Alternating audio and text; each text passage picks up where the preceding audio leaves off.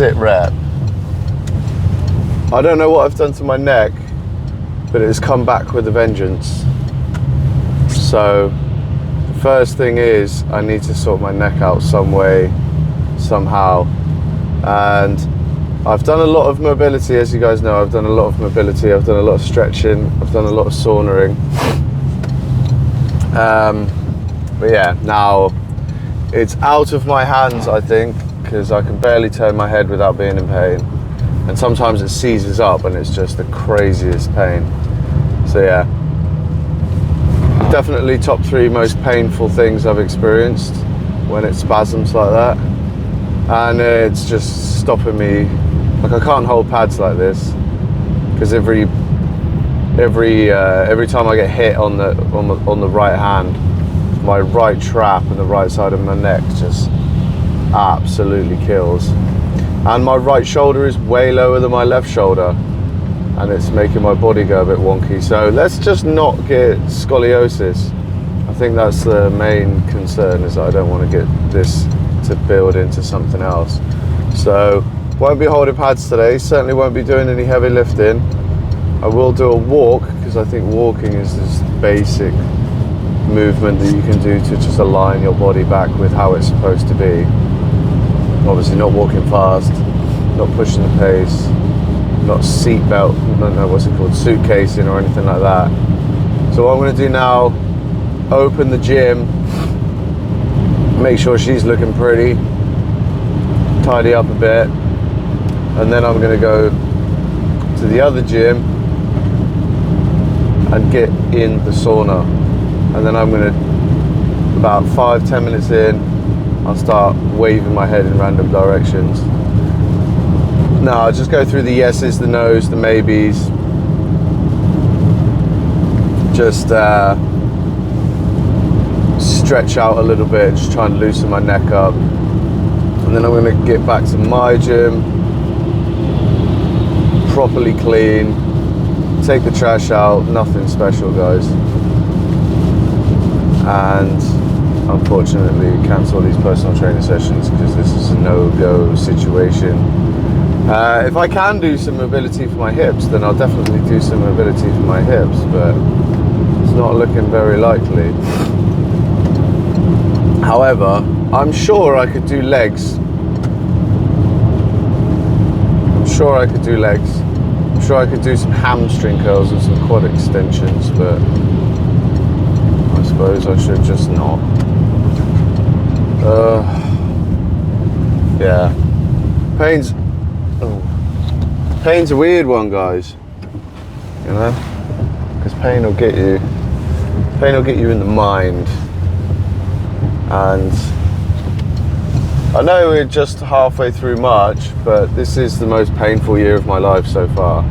And last year was the most painful year of my life, so it's not how I wanted to start. Started off sick, and then I've been in pretty much constant pain ever since.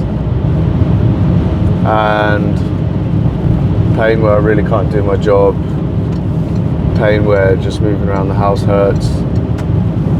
Pain where these tiny little, whatever, man. It's just got to get sorted out. So I heard about this really good I think it's a physiotherapist, naprapat. I don't know what that translates into, to be fair. But I heard of this really good naprapat who does lots of athletes, and seems to be the guy to go to. But I think all athletes know, or all people that work inside sport know, the irritation of going to a doctor with pain or going to a therapist with pain, and they're like, oh, you have to stop doing Thai boxing. It's like, yeah, well, I can't stop doing Thai boxing because it's my job. So you're going to have to give me a better answer than that, you know? I think people have started to understand. I think the therapists have started to understand now. And one thing I will not tolerate is that neck click thing. Oh my days. You see that when they just like, 1, 2, bah, and they do that thing? Yep. They do that in action movies to kill people. You're not tricking me. I'm not letting you grab hold of my head and twist it fast. I know that that is not good for anyone ever. I don't care if it makes a nice crunching sound and makes me feel 2 kilos lighter. You're not doing that to me.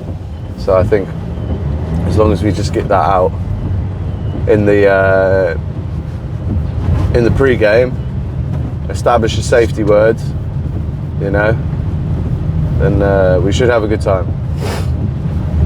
But if you're dealing with pain, you know, in your body, I think you should be much smarter than me and just go and get sorted out.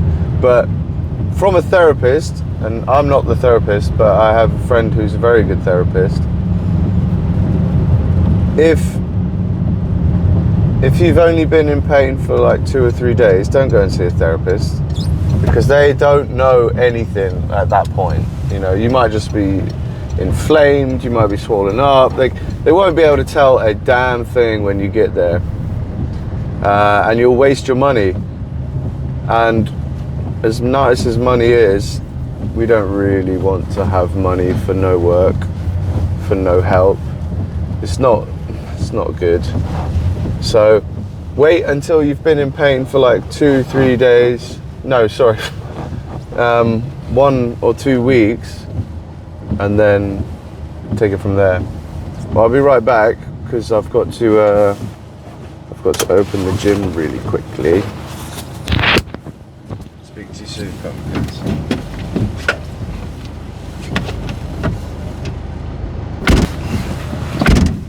Pumpkins, hey.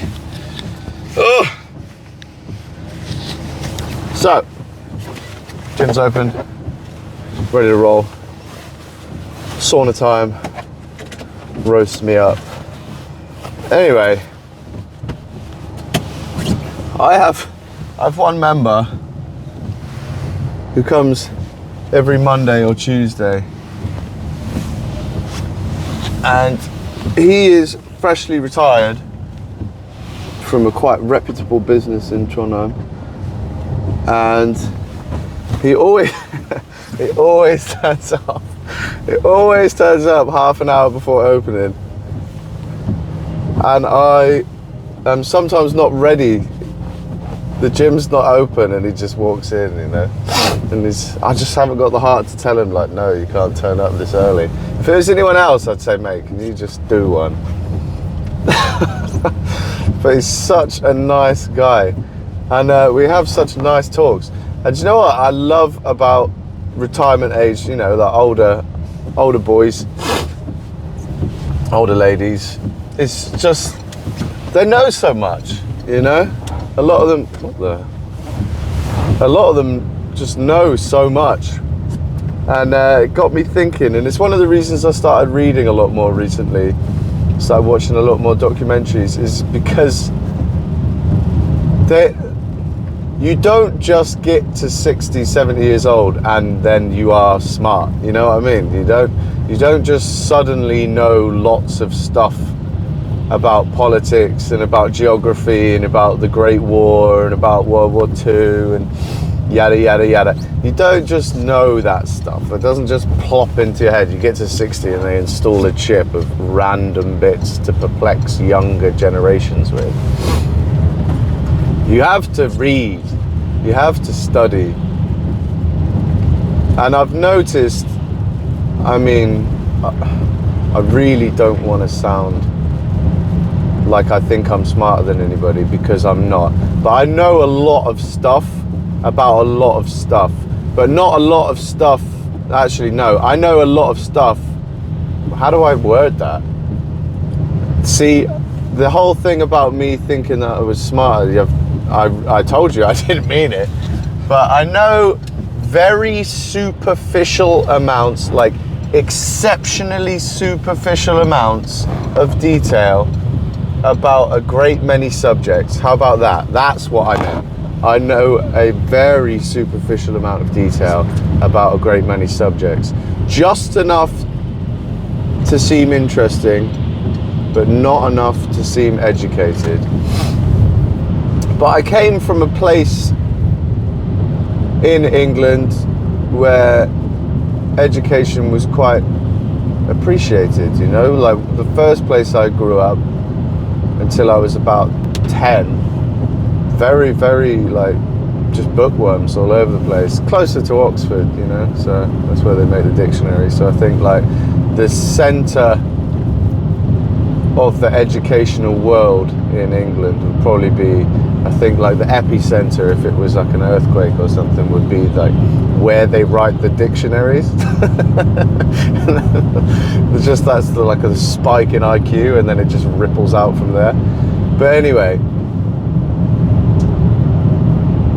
I stopped doing that.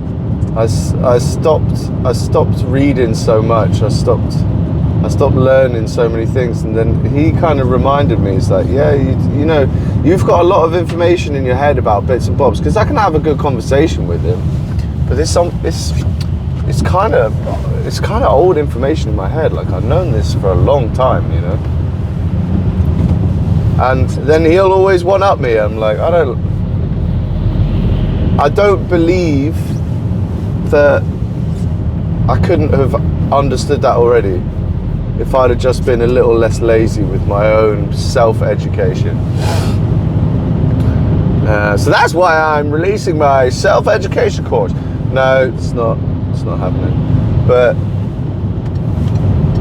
I do think it would be a massive regret if I got to the end of my life and I didn't know more things, because I think it's a conscious choice to be one of those people, you know. It's a conscious choice to get to the end of your life and be one of those people that someone can talk to about anything, and they're like, oh yeah, I'll give you skinny on that, no problem. And you're like, wow, that's cool. That's someone I could just sit down with, have a cup of tea, and just chat with, you know what I mean? Anyway, he also made me a lot better at Norwegian, because he does speak English, but not very well. Well, very well for someone that's like 60, 70 years old. Because as we know, Norway was a very different country when that gentleman was 20, 30 years old. We're not playing on the same pitch. But I thought, you know, he could be the person that I just speak Norwegian with, because I'm very shy. And he's made me a lot better. Made me a lot better at Norwegian, and I really relax into the Norwegian as well. So it's I can feel when I go fast enough. Like I'll try and push the pace and be natural, like, and just like roll with the Norwegian, and I feel like, oh, maybe in this sort of subject, the grammar is actually not my issue, it's the pronunciation that's my issue, and I feel the pronunciation change and slip when I speak at this pace. Or maybe I don't even need to ever speak at that pace. Maybe I'm just nervous and speaking too fast and just babbling a little bit, and it just reminds me to slow down. So that's been very fun. Anyway, fun fact, not very fun fact actually, it was quite a stressful time in my life.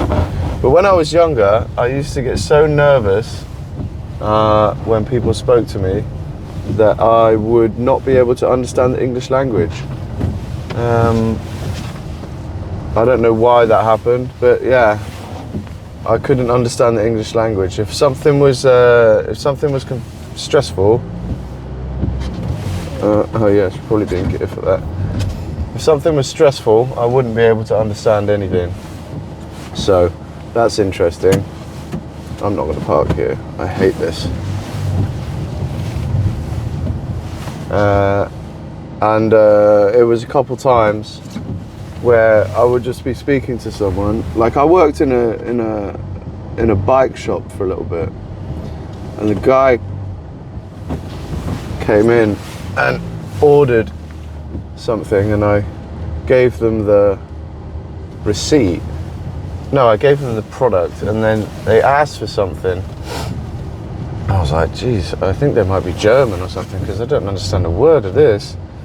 And they kept saying this weird word, like this weird German word, and I was like, oh, how crazy that they would just come into this bike shop and just start chatting, waffling away in German to me. I was like, that is a bit rude, if anything. And then I called the manager down, the owner of the shop, sorry. I was like, Ash, can you talk to this woman? Because I think she's talking to me in German. And I took a distance from her, and he went like, how can I help you? And she said, can I have the receipt? I was like, what the? That is so weird that I can understand it now that I'm on the outside. And I just asked him, I was like, is that what she said? He's like, yeah, didn't you understand? I was like, no, I had no idea what she was understanding. That happened a few times. And it happens to me in Norwegian, which is great because I don't really understand Norwegian. Well, I do now, but I haven't really understood Norwegian very well anyway. So I can come off, I think the word is retarded sometimes. If I get a little stressed and then suddenly all the words lose meaning and I just stare blankly into space, you know what's happened. So give me a minute and I'm just buffering and I'll be back online. Anyway, enough about that. I'm gonna go into the sauna. I'm gonna go move my head around. I'm gonna go get really hot and hope it does something. And then you'll hear from me after. Oh, I could train forearms. There we go, beautiful. So the neck mobility is improved from the sauna. So that's nice, but it's still just a constant pain. So I'm gonna go buy some painkillers. Just get out of this car park real quick. Not the best car park in Das Veld.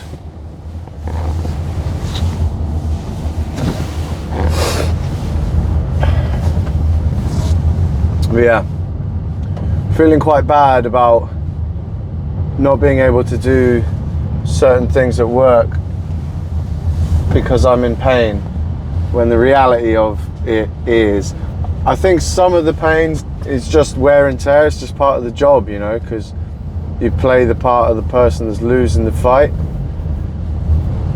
But part of it is definitely, I could have taken much better care of myself and now we're here. So that's unfortunate. And that leads me on to my next point. I was always a good athlete. Unfortunately for me, I was a terrific athlete, but I was a crap fighter. Which are different things, which just shows, like, athletically speaking, like, I would rate myself pretty highly, but not a fighter, man. Not a fighter. Just wasn't for me. Didn't enjoy it. Which is one of the cool things about, you know, doing your time in the ring and seeing all the other areas in which people work in Muay Thai. Like, some people are coaches, some people just run admin. They're like, I just love to do admin, but I love Muay Thai, so I just do admin for Muay Thai gyms and stuff like that. And Muay Thai is a big house, man, and you don't have to be a fighter. You can train Muay Thai and not be a fighter, that's fine. And I think a lot of people quit too soon because they're like, oh, if I can't fight, then what's the point? It's like, what's the point? You love it, you know?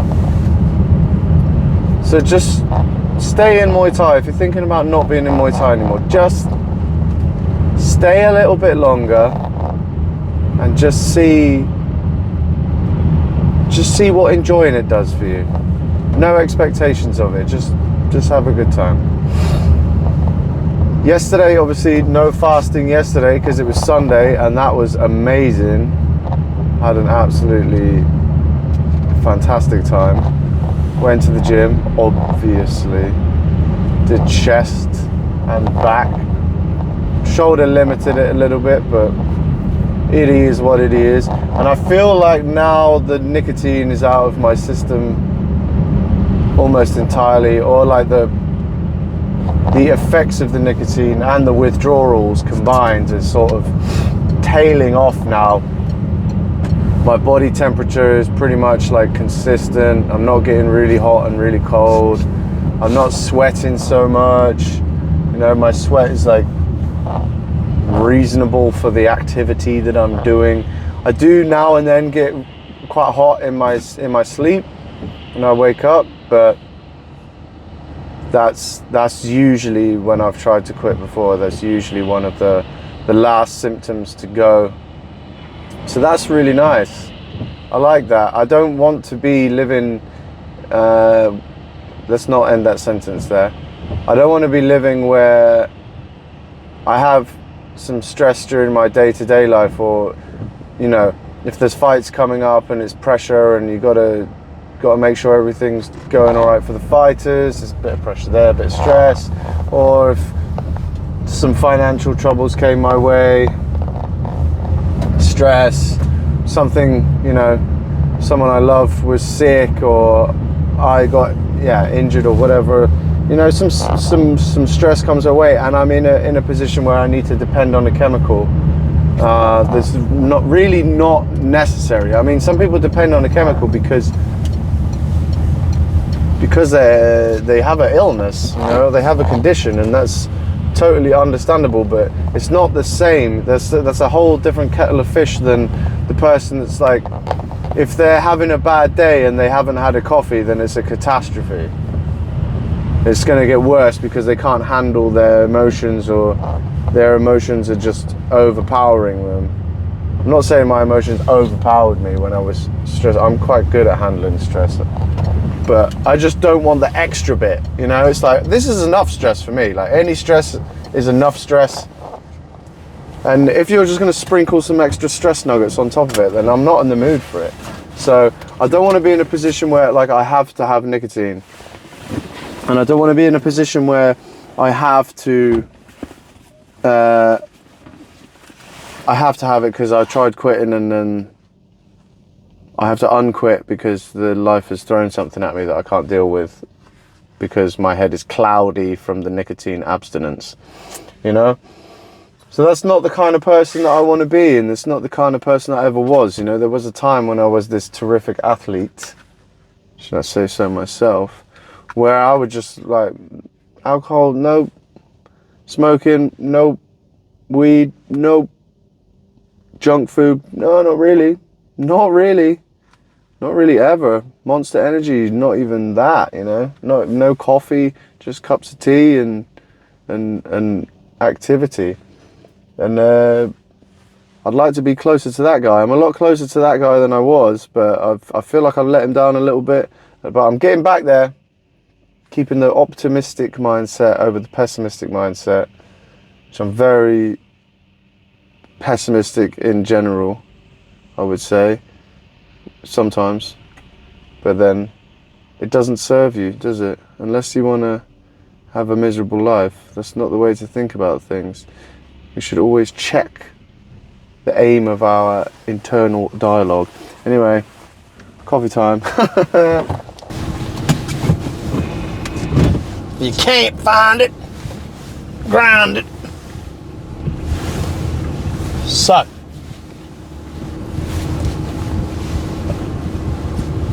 Monday is done. Now all there is to do is eat some lovely food prepared by my lovely lady, and I'm feeling like I want to watch Kung Fu Panda 2, so that's a possibility as well. The day, considering the pain in my neck's actually feeling a lot better now after the sauna and stretching it out and getting on the treadmill and just having a nice walk. I swear by walking, guys. I swear by walking. Makes such an enormous difference. But after a walk in a sauna and stretching it out a little bit, I'm feeling a lot better. But demonstrating the long guard and just taking some punches on my right arm during the advanced class there, painful. Something's not right whatsoever. And I mean, I can't get my hand really over my head, and I'm short enough as it is, so limiting myself to chest height is not a winning strategy for life. So I'm looking forward to getting to the Naprapat tomorrow, seeing what he says. Hopefully he can put some needles in me or do something. that works and gets me on the road to recovery. And I would really like some exercises that I could do, some lifting that I can do, and just treat this as quickly as possible because it's starting to piss me off. An hour on the treadmill, that was lovely. Recorded a lecture. I call it a lecture, sounds a bit pretentious because I'm not a teacher or a lecturer, just a coach. And recorded just half an hour of talking about cues, and I think it went very well considering I didn't plan it whatsoever. Just kind of went for it and just sort of like, okay, here's everything I know about cueing. That felt really good, and I think it really makes a difference, you know. And I don't want to credit too much to Albert Einstein because I don't know how much is actually him. There's the whole thing about 1 in 5, or what is it, however many out of 5 Einstein quotes not actually being from Einstein. So, but it was certainly someone that said, if you want to know whether you truly understand something, try and teach it to someone else.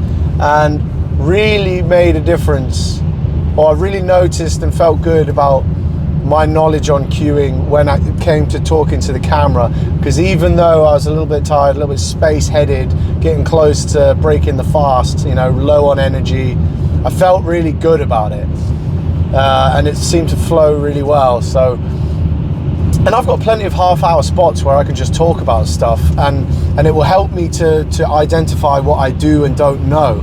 So I think I'm going to keep doing that, and I just feel that it would benefit me, and I hope that it would benefit someone else. And if they want to watch it, then they can be my guest. And I'm sure as it's the internet, they'll tell me that it's absolutely terrible, and I'll at least have some feedback on that. Funny thing, apart from this Golf driver driving right up my jacksie, so watch me drive completely at the speed limit. One of the guys at the gym is fasting as well. He's Muslim and he's fasting, and I've noticed that during Ramadan, his technique gets way better. What an absolute plonker. So his technique during Ramadan gets way better, and that's because normally he just goes completely bonkers on the pads and smashes them to smithereens, but he gets out of position, he loses his balance, his technique gets messy.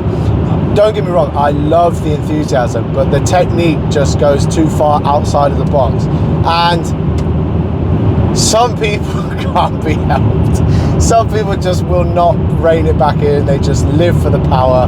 They know they're not going to be a professional athlete, and if they want to go absolutely bonkers, as long as they're not hurting anyone, and as long as the technique's not absolute garbage, I don't mind. The technique's not that bad. It's just he could make it a lot better, and it's fully within his capabilities to make his technique a lot better. But the only thing that will keep him inside that technical box where he shows what he's truly capable of is the fact that he needs to be so self-conscious about his energy during Ramadan that is the only thing. And I thought that was really funny, so I just said to him, mate, you are at your best during Ramadan. So there you go, guys. Fasting is good for your technique. Perfect. And I think you can see that when it comes to lifting as well, like not necessarily fasting, but I feel now that I'm in a calorie deficit and I am fasting for Lent, I haven't got the energy that I usually do, and it could go south pretty quick. You know, when you're low on energy, you haven't got the fat around you that you normally do.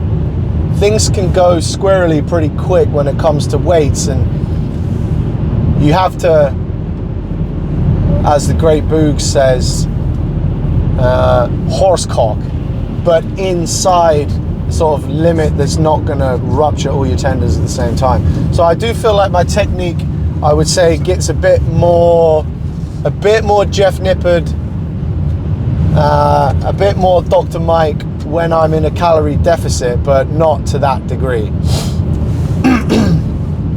So yeah, that was very funny. Also,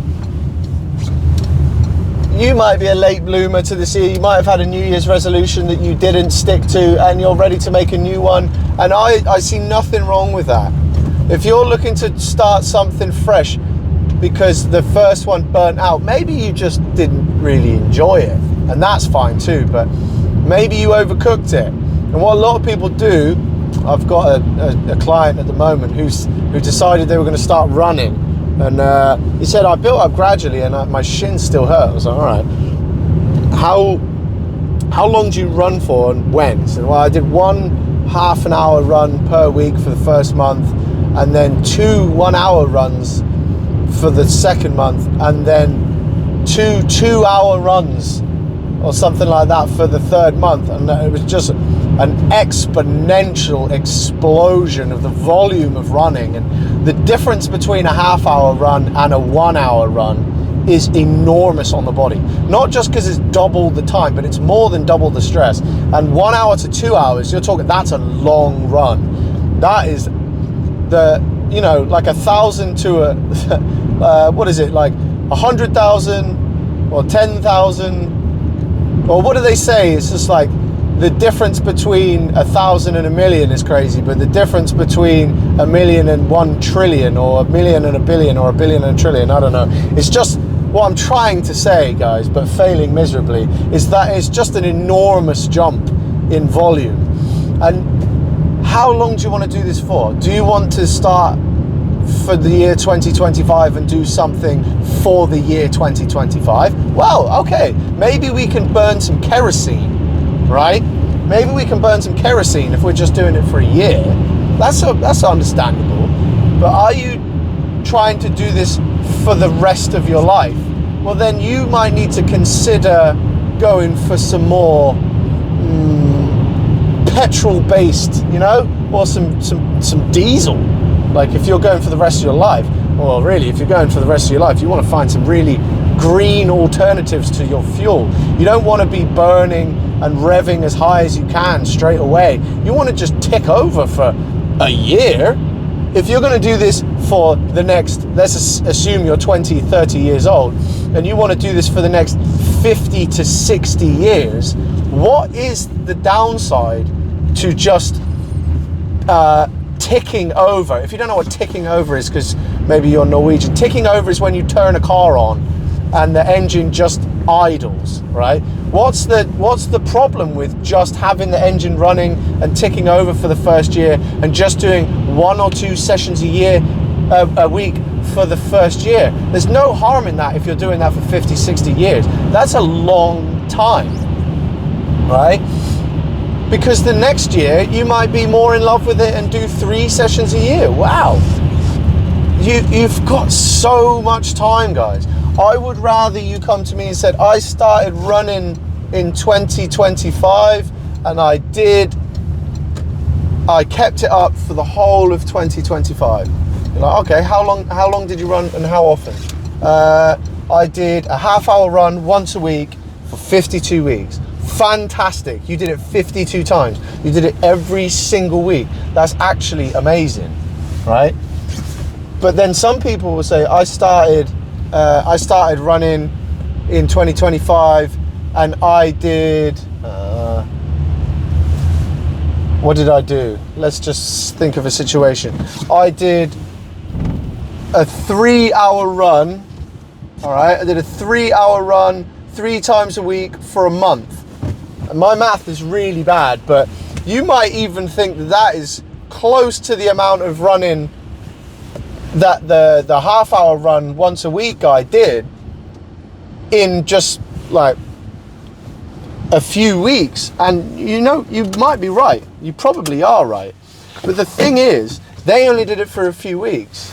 So although maybe the distance and maybe the time and the intensity is more impressive, the consistency is absolutely lackluster and underwhelming and really comes to nothing.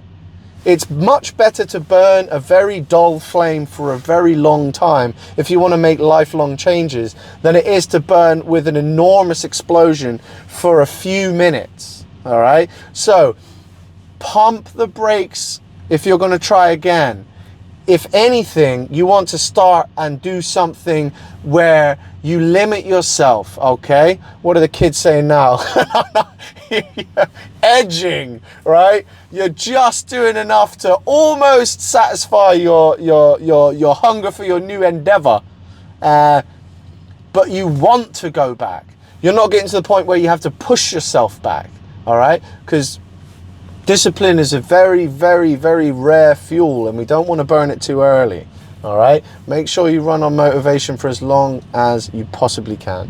Anyway, that's all I've got for today. Thank you very much. Love you lots. Have a lovely night, pumpkins.